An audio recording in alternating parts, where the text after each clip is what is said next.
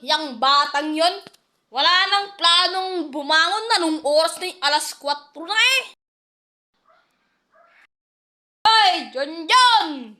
Wala kang balak pumasok dyan na nung oras na, puking ina ka. Late ka na sa eskwelahan, kakain ka na lang, maliligo. Di ka mababangon dyan, bibigwasan kita. Pa naman eh, anong oras na ba tay? Sagot-sagot pa tong hinayupak na alas 7 na. Late ka na sa school. Palamunin ka na nga lang, late ka pa dyan. Babangon na. Sungit naman nito. Anong oras na ba? Buti man, nakabangon ka na.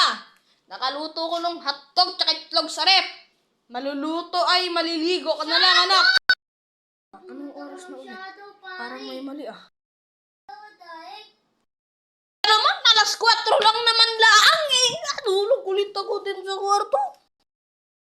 Tang-ina nga, hinagalit ako ng batang yun. Kukunin ko nga ang secret weapon. Please. Asan? Di ka papangong bata ka, mabibigwasan ka. Abay, Junjun! Ako ay nainis sa'yo. Humiga ka ba ulit? Kakain at ano ka na lang naman dyan eh.